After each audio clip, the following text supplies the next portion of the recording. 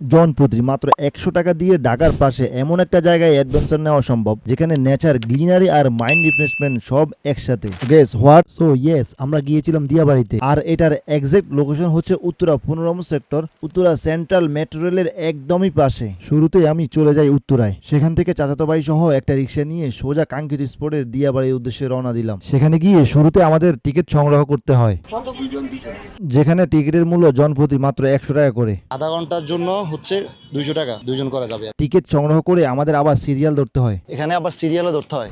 Anyway আমরা kayaking করতে উঠে পড়লাম। ইউ ক্যান জাস্ট সি, দেখুন কত সুন্দর ভিউ। আপনারা যদি এখানে আসেন তাহলে বেটার কিছু মোমেন্ট উপভোগ করতে পারবেন।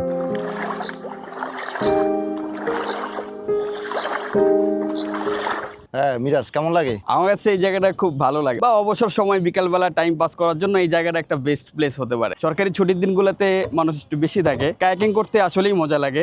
আমার কয়েকবারই আসা হয়েছে। আসলে আমার এই প্রথম কাইকিং করার এক্সপিরিয়েন্স।